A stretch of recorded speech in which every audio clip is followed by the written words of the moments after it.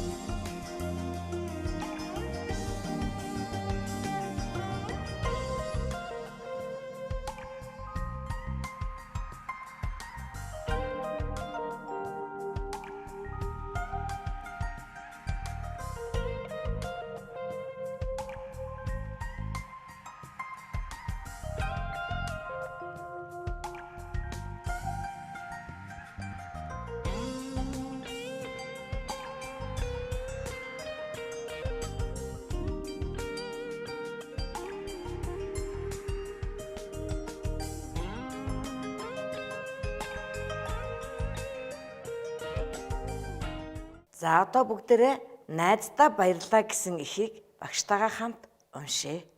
Найздаа баярлалаа.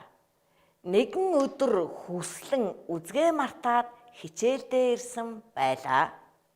Тэр үзгээ цүнхэндээ дахин хайв. Хичээлээ бичих үзэггүйдээ гаргүй болсон мэт санагдаж байлаа. Тэгтэл уянгаа түүнд илүү үзгээ өгөв. Хүслэн талархлаа илэрхийлж гэж хэлээд толгой дохив. Уянгаа инээмсэглэн сууна. За энэ цэгийн оронд хүслэн уянгаад талархлаа илэрхийлж юу гэж хэлсэн бэ?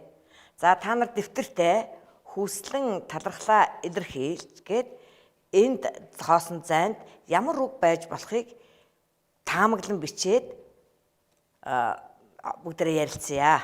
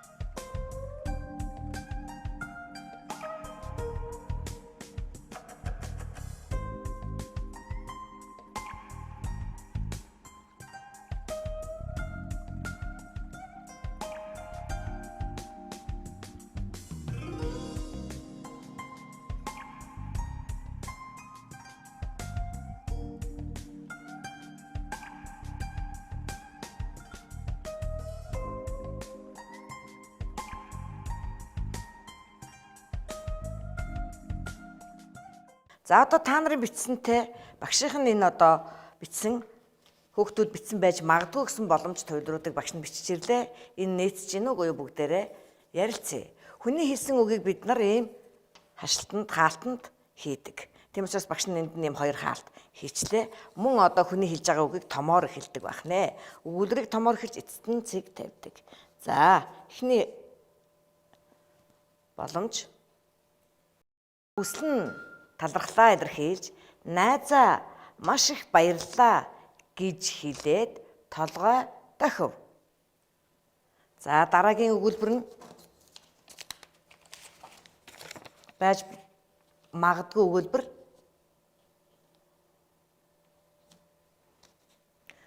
хүслэн талархлаа илэрхийлж баярлалаа дараа буцааж өгнөө гэж хэлээд толгой дохив. За дараагийн өгүүлбэр нь хүслэн талархлаа илэрхийлж ёстой сайн найз юм аа гялаала гэж хэлээд толгой дохив. За дараагийн боломжийг уншъя.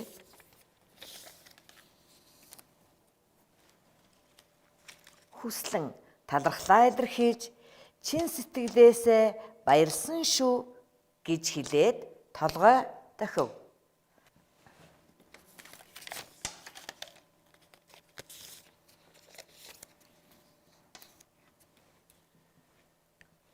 Хүслэн талархлаа илэрхийлж чи их тусч найз шүү гэж хэлээд толгой дохив.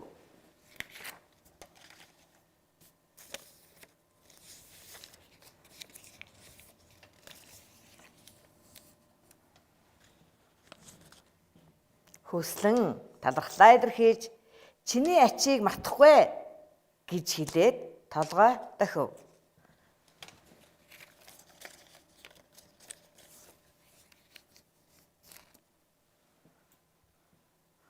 Хүслэн талархлаа илэрхийлж тусалсанд тань үнэхээр баярлаж байна гэж хэлээд толгой дохив. За ингээд хүслэнгийн одоо уянгаад талархлаа илэрхийлсэн маш олон одоо төрлийн үгнүүд байна. Ингээд бид нар талархлаа илэрхийлж болох үг хэллэгүүттэй танилцлаа. Одоо харин та бүхэнд маань 2 дугаар ангийн монгол хэл заадаг, 2 дугаар ангийн хичээлүүд ордог бүх ангичин багш нар минь талархал ирүүлсэн байгааг бүгдээрээ танилцъя. За багш нь энэ талархлыг уншиж өгье. За 2 дугаар ангийн багш нар бүгдээрээ энэ талархлыг та бүхэнд бичиж илгээж явуулжээ. Монгол улсын ерөнхий боловсролын сургуулийн 2 дугаар ангийн нийт сурагч та нартаа дэлхийн нийтэд аюулт өвчин гарч хөл хорой тогтоосон учраас сургуульдаа явж чадахгүй байгаа боловч телевизээр зааж байгаа хичээлүүдийг тогтмол үзэж хариуцлагатай суралцж байгаа хүүхдүүд та нартаа баярлалаа. 2 дугаар ангийн нийт багш нараас 2020 оны 3 сарын 11 гэсэн ийм талархал ирсэн байна. За бүгдээрээ энэ талархлыг ажиглаж уншия. Дахиад ингэхдээ энэ талархлын эхэнд нь юу бичсэн байна вэ? Гол хэсэг буюу дунд хэсэгт нь юу бичсэн байна? Төгсгөлд нь юу бичсэн байгааг ажиглаж уншицгаая. За эхний хэсэгт нь Монгол улсын ерөнхий боловсролын сургуулийн 2 дугаар ангийн сурагч та нартаа гэсэн хэсгийг эхний хэсэгт багш нар маань бичсэн байх нэ. За дараагийн хэсэгт болохоор зэрэг дэлхийн нийтэд аюулт өвчин гарч хөл хорой тогтоосон учраас хичээл сургуульдаа явж чадахгүй байгаа боловч телевизээр зааж байгаа хичээлүүдийг тогтмол үзэж хариуцлагатай суралцж байгаа хүүхдүүд та нартаа баярлалаа гэж яагаад талархаж байгаагаа, юунд баярлаж байгаагаа сэтгэлийнхэн үгийг гол хэсэгт нь бичсэн байна. За төгсгөл хэсгийн ажиглыг бүгдээрээ 2 дугаар ангийн нийт багш нараас 2020 оны 3 сарын 11 гэж бичсэн байх нэ төгсгөл хэсэгт нь. За үүнээс ажиглаад бүгдээрээ бүх талархлууд яг энэ бүтцийн дагуу бичигдэж үгүй юу гэдгийг бас цааш нь уншия. Одоо бүгдээрээ дараагийн талархалтай танилцъя. Энэхүү талархал маань Чанцал охин Солонгоо эмчид зориулж бичсэн талархалтай танилцъя. За Чанцал охин яагаад эмчид зориулж талархал бичих болсон юм болоо? Шалтгаан нь юу юм болоо? За бүгдээрээ энэ зургийг ажиглая. За энэ муур яасан байх нь вэ? Муурын шүд өвдсөн байх нэ. Тэгвэл Чанцал бас шүдэн өвдсөн байж болцсошгүй. Ямар учраас хүүхдүүдийн шүд өвддөг лээ хүүхдүүдээ? Чихэрлэг зүйл идэх, ундаа уух, тогтмол шүдээ угаахгүй байх зэрэгээс болж хүүхдийн шүд өвддөг. Тэгэхээр та бүхэн маань Чанцал шиг ийм шүдээ өвдөхгүй тулд шүдээ тогтмол угааж чихэрлэг зүйл баг идэж байгаарай. За Чанцлын талархалтай танилцъя. Эмч Б Солонгоод миний шүдийг эмчиж эрүүл болгож зөвлөгөө өгсөн явдалд баярлаж талархснаа илэрхийлье. 50 дугаар сургуулийн 2 дугаар ангийн сурагч Б Чанцал гэжээ. За энэ талархлын бүтцийг бүгдээрээ ажиглая. За эхэнд нь хинд зориулж талархал хүргэж байгаагаа бичсэн байна. Гол хэсэгт нь болохоор зэрэг яагаад талархах болсон шалтгаанаа буюу чин сэтгэлийнхэн үгийг илэрхийлсэн байна. Төгсгөлийн хэсэгт нь хэн талархал бичээд байгаа юм бэ гэдгээ бичсэн байх нэ. За дараагийн талархалтай бүгдээрээ танилцъя. Энэ нь бол сургуулийн үйлчлэгч эгчтэй зориулж бичсэн талархал байх нэ. Үйлчлэгч эгч тандаа хүүхэд бидний сурах орчныг цэвэр цэмцгэр байлгаж үргэлж ээлдэг сайхан харилцдаг явдалд талархаж байгаагаа илэрхийлье. 2-ын А ангийн сурагчид 2013 оны 11 сарын 10 гэсэн байх нэ. За энэ талархлын эхлэл хэсэгт нь хинд зориулж талархал бичиж байгаагаа эхэнд нь бичсэн байх нь. Гол хэсэгт нь яагаад талархах болсон шалтгаанаа буюу хэрхэн талархаж байгаа сэтгэлийнхэн үгийг илэрхийлж бичсэн байх нь. Төгсгөл хэсэгт нь хэн бичсэн бэ гэдгийг бичсэн байх нь. За эдгээр 3 талархлаас бүгдээр ажиглахад талархал маань эхлэл хэсэгтээ хэн зориулж байгаагийн гол хэсэгтээ ямар учир шалтгаанаар хэрхэн яаж талархаад байгаагаа төгсгөл хэсэгт нь хэн бичсэн бэ гэдгээ бичдэг байх нь. Энэ тэгээд хамгийн сүүлд нь хизээ бичсэн он сар өдрөө хүртэл тавьдаг байх нэ. За талархал бичиж байгаагийн гол шалтгаан нь юу байх нь вэ? Бидэнд тусалсан. Энэ үйлчлэгч их бидэнд ямар тус дэмжлэг үзүүлсэн байгаа вэ? Цэвэр аюулгүй орчинд суралцах боломжийг хангаж өгдөг. Учираас бид нар талархал ицсэн байх нь. Мөн хамт олноороо бичиж болох нь эсвэл ганцхан яах нь вэ? өөрийн хувийн зүгээс талархал бичиж болдог байна. За энэ эмчид болохоор зэрэг өөрийгөө эрүүлжүүлсэн, зөвлөгөө өгсөн, цаашид дахин өвдөхгүй байх талаар гаргасан сэтгэл үйлдэлийнх нь хариуд бид нар талархал бичсэн байх нэ. Багш нар маань болохоор зэрэг хүүхдүүд та нарыгаа хичээлээ тогтмол хийж, хариуцлагатай зан чанараа гаргаж, суралцаж чаддаг, амжилттай суралцаж байгаа хүүхдүүдтэй баярладаг учраас талархал илэрхийлж бичсэн байх нь. За талархлыг хэрхэн бичсэн байна вэ? За талархлыг хэн бичиж байгаагаа ихэж бичдэг байх нь. Гол хэсэгт нь талархаж байгаагийнхаа учир шалтгааныг бичдэг байх нь. Тэгээд талархлын нөгөө түрүүний танилцсан үг хэллэгнүүдээс баярлалаа, гялаалаа гэх мэтлэнгийн сэтгэлийн үгийг чин сэтгэлээсээ зориулж бичдэг байх нь. Талархлыг бичсэн хүний нэр мөн он сар өдрөө бичиж талархал бичдэг байх нэ. Телевизээр хичээл зааж байгаа нийт багш нартаа халдвар төвчин гарсан 20 цэрийн энэ үед эцэг эхчүүд бид нар хүүхэдтэйгээ хичээл хийхэд тулгымцсан асуудлууд маш их гарч ирсэн. Миний хүү хичээлээ хийгээхээс цаашгүй байсан бид нар теле хичээл зааж эхэлснээр хүүхдүүд болон эцэг эхчүүд биднэрт маш хэрэгтэй ач тустай юм хэрэг боллоо. Сонирхолтой сайхан хичээл зааж өгсөн нийт багш нартаа баярлаж байгаагаа илэрхийлье.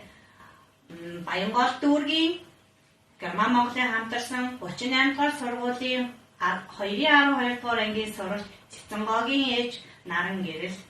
За миний хүү багш нартаа мэндчилгээ дэвшүүлнэ. Би 38 дугаар сургуулийн 212 дугаар ангийн сурагч Бат Баярын Цэцэнгоо байна. Багш нартаа баярлаа. За инхээр дараагийн хичээл дээр бүгдээрээ талархал бичиж сурна. Инхийн тулд та бүхэн маань хичээл дээр өнгийн цаас, цав, хаач мөн одоо би хинт зориул талархал бичих вэ? Хүмүүс яагаад бие биендээ талархал илэрхийлдэг вэ гэдэг талаар судлаад бэлтгэлтэй байгаарай хүүхдүүдээ. Өнөөдрийн хичээлд амжилттай оролцсон хүүхдүүд та нартаа баярлалаа.